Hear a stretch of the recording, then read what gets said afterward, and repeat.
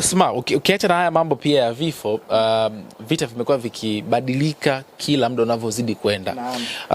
Israel walishambulia sehemu ya nishati ya gesi ya Iran ambayo inatajwa miongoni mwa sehemu ambayo inazalisha gesi kwa kiwango kikubwa sana nchini Iran. Na Iran wakareact, wakaanza wakapiga kule kwa maana ya Israel na mataifa mengine kama Qatar, Saudi Arabia pia na UAE na sehemu zingine nyingi.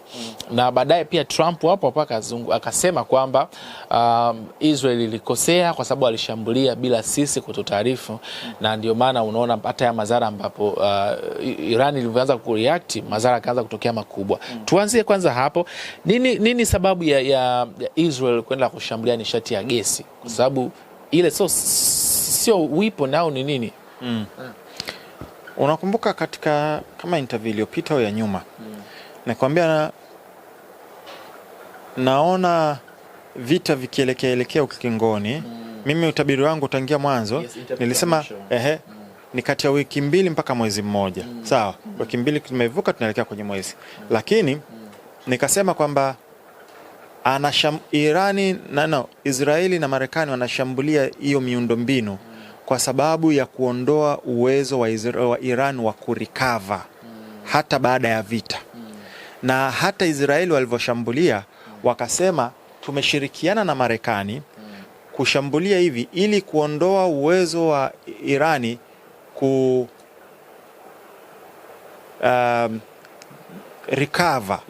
kujijenga upya ndani ya muda mfupi mpaka mrefu, kwa sababu ile ni chanzo chao cha mapato. Kwa hiyo kiuchumi watakuwa wamewakripo. Ila fuatilia hivi vita, kuna baadhi ya sehemu ambazo zilikuwa tengwa, haziguswi. Miongoni mwao ni sehemu ni miradi ya uzalishaji gesi na mafuta. Sehemu walioishambulia Israeli, kwanza hiyo Marekani amemkana Muisraeli na akasema hatukushirikiana nao na walichofanya ni makosa na hatutoshambulia tena vyanzo vile vya uchimbaji. Sehemu walioshambulia ndo kisima kikubwa zaidi cha gesi duniani hapo Iran, na hakimilikiwi na Iran peke yake, kinamilikiwa kati yao na Qatar, ni joint. Kwa hiyo kushambulia kule ina maana umemshambulia Muirani na Mqatar. Ndio maana Qatar alikemea sana. Na Qatar anazalisha almost 30% ya gesi duniani. Ukimtoa Qatar, ujue kesho tu yani Ulaya wana collapse kwa sababu gesi yao 1% kubwa inatoka kwa Qatar. Kumbuka wamejiwekea vikwazo wao kwa wao wasichukue gesi ya nani, ya Mrusi. Kwa hiyo vile vita vya Syria watu wasiovijua, sababu ya vita vya Syria ni kwamba walikuwa wanatafuta njia ya kumstavu Mrusi. Na moja wapo ni kwamba Qatar ana gesi kubwa sana, ila usafirishaji wake ni wa ghali. Ilibidi ili kurahisisha hiyo, itoke bomba Qatar, ipite Syria, iende mpaka Ulaya, ipitie Uturuki iende Ulaya. Ndio ingekuwa njia bora ya Ulaya kupata gesi kwa bei nafuu ili waachane na gesi ya Mrusi. Syria ni mshiriki wa Urusi, wakasema haturuhusi ile gesi lipite. Ndo hapo majanga yote ya Syria yalipoanzia. Nikikwambia kwamba Bashar al-Assad alipewa mpaka tuzo na Ufaransa na nchi za Ulaya kwamba ni kiongozi bora na vitu kama hivyo, mpaka alipokataa hiyo gesi isipite. Unaona Kwa hiyo utaona umuhimu wa Qatar katika hili jambo. Sasa Iran wamekuwa wanajipanga kwa hivi vita kwa muda mrefu, na tayari kila kamandi ina maelekezo yake. Ikitokea hivi muna react hivi, sio lazima itoke order juu. Umeona? Sasa Iran akareact ndani ya muda mfupi sana. Mimi huwa napata taarifa, watu wananitumia, wakati baada siku hiyo masaa machache baada ya kushambulia hiyo Iran katika sehemu ya gesi, baada ya masaa machache Iran ikajibu ikashambulia Saudia, moja ya sehemu ya Aramco. Sawa? Nataka Sasa mimi na wanafunzi ambao wananipa update, yani hiyo inatokea muda ambao ndo immediately watu wakawa wananipa taarifa.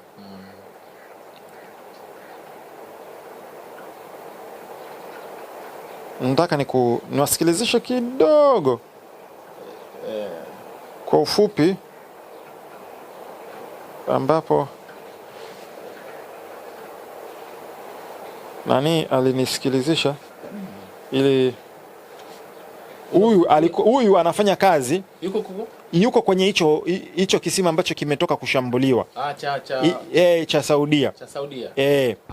Kutoka Saudia huyu, ina maana sasa. Yes. Hebu tumsikie huyu kutoka Saudia.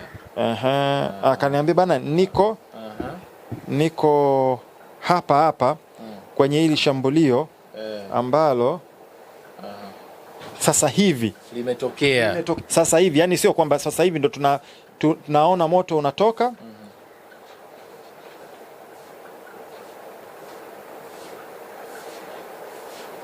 Nataka niwasikilizishe ili watu wapate faida. Itakuwa ni nzuri sana tukiipata hiyo. Ngoja. Ni ipi? Lakini mimi salama, alhamdulillah, tunamshukuru Mungu kaka. Bwana, mimi niko salama ndugu yangu. Niko salama. Ngoja. Okay, sawa. Smana jaribu kuangalia taarifa. Kuna mtu yuko Saudia. Kwa hiyo hapa kuna hii jua alinitumia. Vipi hali yako akinisikia? Bwana, mimi niko salama ndugu yangu. Niko salama. Alhamdulillah rabbil alamin. Ila tu ndio hivyo kama nilivyokuambia hapo, jamaa amepiga sasa hivi. Kwa hiyo tumejizana sehemu za nje, tunaogopa kwa ndani kwenye majumba zakapigwa bomu. Nikaja kwenye jumba, kwa hiyo tumetoka nje waindi na watu wengine tunaangalia moto unavyowaka hapo Aramco. Lakini mimi salama alhamdulillah, tunamshukuru Mungu kaka. Huyu kwa Aramco kabisa, sawa? Alafu kaka, utanitumia namba yako na nani? Hii hapa ya kwanza hii. Kwa huyu akawa anaelezea kila ambacho kimetokea baada ya Iran kushambulia huko. Bana, sasa hivi mzee, Iran umechapa hapa Saudi Arabia, Saudi Aramco ile kwa Riyadh, ambaye barabara Tariki Araj. Wamepiga sasa hivi mzee, hapa nje tuko nje, moto unawaka, sio mchezo. Wamepiga Aramco. Hiyo Aramco inapatisha mbili ya mafuta, ina mambo ya magesi. Kwa hiyo wamepiga sasa hivi kama dakika moja nyingi. Hapa nje tuko nje, tunaona moto tu, tunaogopa kukaa ndani, maana Aram zinatoa rati, sasa tunahofia kukaa ndani. Kwa hiyo mzee, nimekupa hiyo update, unaweza ukaruka nayo. Sasa hivi kama dakika mbili, Aramco ya Saudi Arabia Riyadh, barabara ya Tariki Al-Kharaj wanaita. Yani hizi mimi nazipataga live ndani kabisa, napata kutoka direct kwa wahusika na zinakuaga nyingi. Kwa hiyo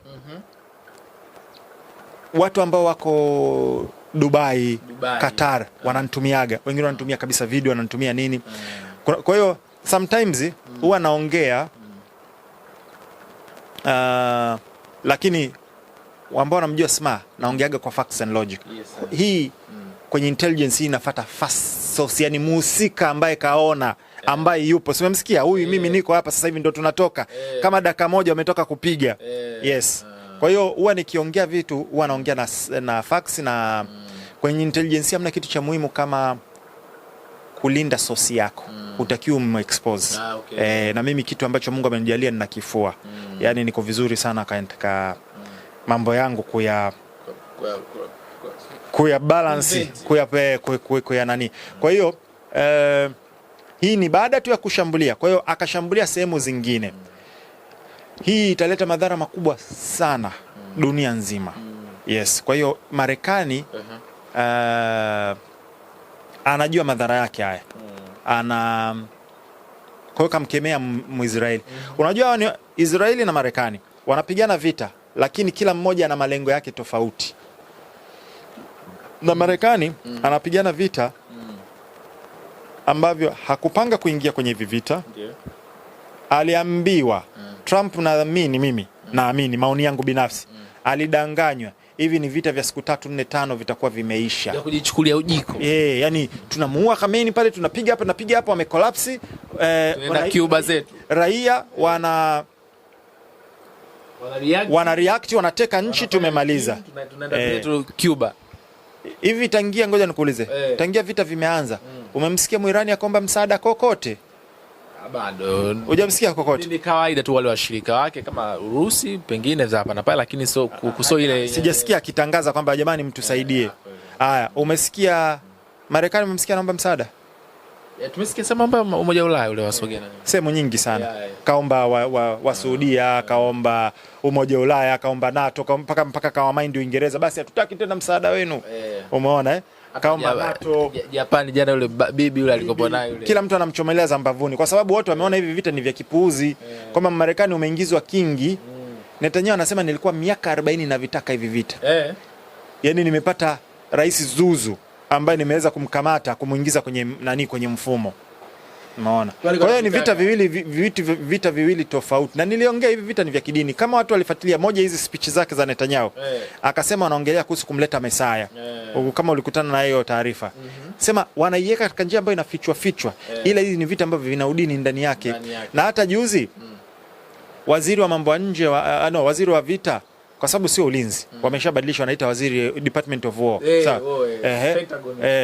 Kwamba Hegseth kasema hivi ni vita vya kiimani na nini. Papa katoka ambia usimshirikishe Mwenyezi Mungu na mauaji.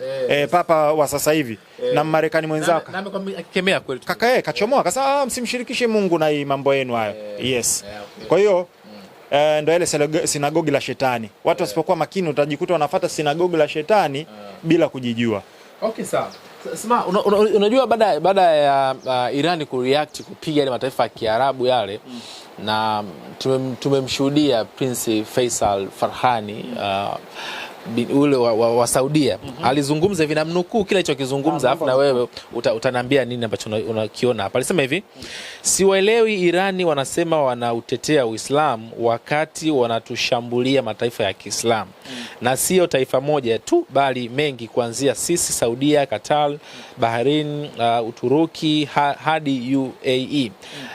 Labda niwaulize, kabla ya hii vita, upi mchango wa Irani kwa Uislamu? Wanafadhili magaidi Yemen na Iraki, bado Lebanoni pia wapo huku wakitaka kutuharibia Saudi Arabia. Wanasapoti Uislamu gani wakati wanaua viongozi wa mataifa mengine na kufadhili makundi? Prince Farhan al-Saudi, waziri wa mambo ya nje wa Saudi Arabia. Hili nimetolea Al Jazeera. Sawa. Tumemsikia. Natamani asingeelekeza maoni aliyoyasema yako subjective. Nikisema subjective anaelekeza kasehemu fulani. Sawa. Natamani angitanua na akasema kwamba nini sababu kimepelekea Irani hakuamka tu asubuhi akaamua kuanza kushambulia hizo nchi. Sawa. Kwa hiyo leo wewe ukiwa unaumwa kichwa, watu wanatakiwa dokta mbobezi angalie ni kitu gani ambacho kinasababisha kuumwa kichwa. Naweza nikakupa Panado, kumbe sababu yako umepungukiwa damu mwilini. Kwa hiyo natakiwa nikupe chakula ambacho au nikuongezee damu. Umeona Sasa sababu ya Iran kushambulia ni kwa sababu Iran kashambuliwa. Na ngoja nikuulize, umesikia, na hii ni kitu ambacho kinafunikwa. Irani kwa kweli wanatakiwa pewe sifa kubwa sana, sio kwa mabaya wanayoyafanya wala uendeshaji vita, ila jeshi kama jeshi linavyo execute objective zake. Hivi umesikia tangia Iran kashambulia hizo nchi zote za Gulf, kashambulia Israeli na sehemu tofauti, umesikia hata moja amepiga shule? Hapa hajapiga shule hata moja. Umesikia hata moja amepiga hospitali? Hapa. Umesikia amepiga sehemu za kiraia? Sehemu zote anazozipiga, na ni pinpoint accuracy, anapiga sehemu za kivita au sehemu zenye maslahi ya Marekani na Israeli. Kwa hiyo accuracy yake ni ya hali ya juu sana. So far nimekutana na msiba mmoja tu ambao inasemekana ni UAE, aliuawa na mmoja wa Palestina, ndo akajitokeza watu kwenye msiba na nini. Lakini Irani amekuwa anapiga sehemu ni ndani ya nchi za Gulf, Lakini unajua ubalozi ambao uko katika nchi yoyote ya Tanzania, lile eneo sio Tanzania. Ni eneo la hiyo nchi. Okay. Sisi mpaka kuna kanuni kadhaa, mpaka kuna mipaka fulani ivukwe ndo sisi tutaweza kuingia, ila haturuhusiwi kuingia. Yaani ukishafika pale ubalozini wewe umeingia kwenye nchi nyingine. Kwa mantiki hiyo, anapopiga kambi ya jeshi ya Marekani ndani ya Saudia, anaipiga Marekani. Umeelewa? Anavyopiga vile, iwe ni Kuwait, iwe ni Qatar, iwe ni Bahrain, anapiga Marekani na Israeli, eneo ambalo liko ndani ya nchi fulani. Sijamsikia Muirani kapiga kambi ya jeshi ya Msaudia. Yaani kwamba kambi ya jeshi ya Msaudia kama kwetu tuseme Lugalo. Sijamsikia amepiga Kuwait au ya Bahrain, hapana. Sehemu zote alizoshambulia ni zile. Kwa hiyo ya kwanza. Ya pili, kuhusu ufadhili, wanaofadhili ISIS ni wao, hizi nchi za Gulf. Yes. Na ushahidi nishauweka wa kutosha. Okay. Ngoja nikwambie, nani ambaye anasababisha maafa makubwa? Unafahamu RSF ya Sudan ambayo inafanya madhara makubwa sana, anafadhiliwa na nani? Anafadhiliwa na UAE.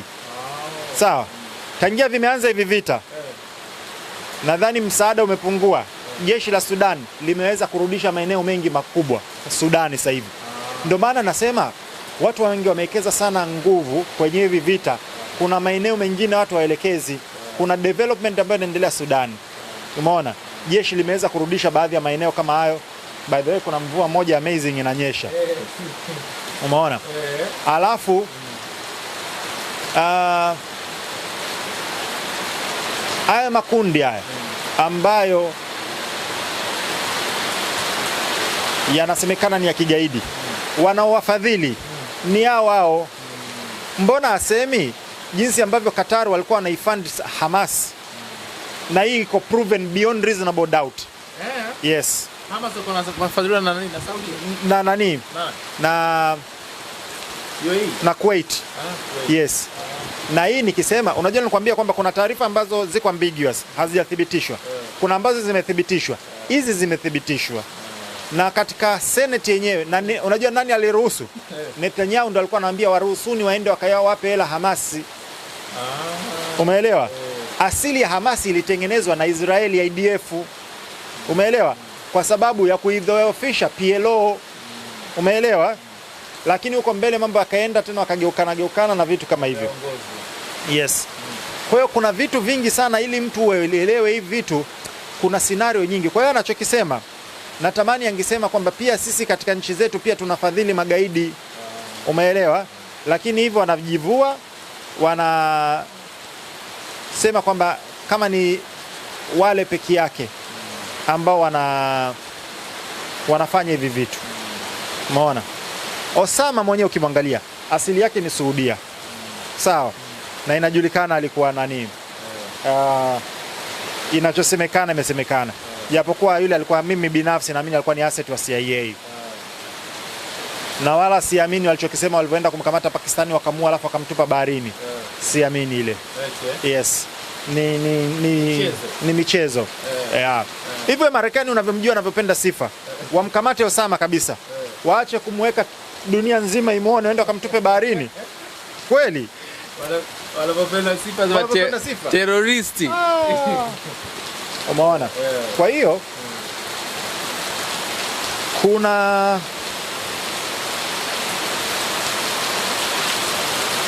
double standard kwa alichokisema. Yes. Na pengine ngoja, kwa unaona makundi yote aliyoyasema. Hezbollah inapambana na nani? Inapambana na Israel. Na Israel. Hamas inapambana na nani? Israel. Houthi? Israel. Nimuulize yeye. Na kwenye Uislamu imekatazwa. Hamna kitu kibaya kama kumwaga damu ya mtu asiyokuwa na hatia. Awe ni Muislamu na asiwe ni Muislamu. Na akiwa Muislamu inakuwa ni nzito zaidi hiyo kesi yake. Saudia na kuungana na nchi zingine 5 za Gulf wamepigana karibia miaka 5 mpaka 8. Yemen wameua na kusababisha bala njaa Yemen miaka 8. Mbona hiyo hawaongelei kwamba na sisi tulienda tukaanza kuwaua huko? Sawa, wameathirika watu wengi sana. Juzi tumeona wamegeukana wao wenyewe kwa wenyewe UAE, Yemen. Msuudi akampiga biti kwamba wewe toa majeshi yako, kashambulia baadhi ya shehena zake. Kwa hiyo kuna double standard, kuna vitu vingi ambavyo tuwe makini tunavyopokea hizi taarifa. Mwamba ngoma huvutia kwake. Pia huwa kuna upande wa pili, na nikisema hivi sitetei pande yoyote ambayo inafanya udhalimu. Unakumbuka siku ile tulivyoongea, mtu kama Muislamu au hata kama sio Muislamu, mtu yoyote ambaye unataka kusimamia haki, usapoti sehemu gani? Sapoti sehemu ambayo iko kwenye haki. Tetea wanaodhulumiwa, kemea wanaofanya dhuluma, bila kujali itikadi wala chama wala dini. Umeelewa? Tumeona Spain yuko mbele kutetea wa Palestina, na Spain ni taifa sio la Kiislamu, sawa? Wakati hao wa Saudia mbona wako kimya? Umeona? Kwa hiyo kuna double standard, yani hii kauli ukiingia ukaanza kuichambua unaona kuna loopholes nyingi sana. Lakini mtu kiipokea kama ilivyo, usipokuwa na elimu ya hivi vitu, scenario zingine hizi, inaweza ikakuyumbisha kidogo. Kimnukuu Rais Donald Trump wa Marekani aliulizwa na mwandishi wa habari, tunaona namna ambavyo mataifa ya Ulaya pengine support yake sio kubwa sana kama vile ambavyo ilitarajiwa. Vipi kuhusu mataifa ya Gulf? Na akasema kwamba, nilikuonyesha ile video alikuwa anazungumza pale, akasema Qatar wana support sana, Saudi wana support sana, UAE wana support sana na wengine pia.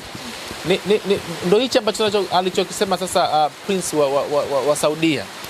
Sasa wao wenyewe wanashiriki kwa njia moja au nyingine kumsababishia madhara Irani. Kabla ya hivi vita, ushai kusikia Irani ameshambulia nchi yote ya Gulf? Haijatokea kabla hivi vita. Labda ile na Iraki. Yes, na ni kwa sababu Iraki ndo alianzisha vita dhidi ya Iran. Sawa, wakapigana miaka 8. Sawa, lakini Irani ka survive. Pamoja na kwamba Iraki alipewa msaada wote wa muhimu kutoka kwa Marekani na washirika wake. Sawa. Kwa hiyo lazima tuianalyze jambo kwa njia tofauti, kwamba je, Irani ana track record ya kushambulia majirani wake? Jibu ni hapana. Kwa nini ameanza kushambulia, na anashambulia kwa maeneo gani? Ameshambulia hizi nchi direct au ameshambulia base? Yani sasa mimi na wewe majirani, sawa? Alafu kuna mtu kaja kwenye nyumba yako wewe, ananitupia mimi mawe. Sio wewe unanitupia mawe, yeye ananitupia mawe, ananivunjia vioo nini. Alafu mimi nikimjibu unaanza kulaumu, wewe unanishambulia nyumba yangu. Wewe kama utaki, si umtoe huyo mtu atoke mtaani, tupambane naye sasa mimi ana kwa ana, sawa? Lakini sio kwa vile yuko kwako unaanza kulamika, uona nyumba yangu au nini. Sometimes inabidi tuwe wahalisia. Naam.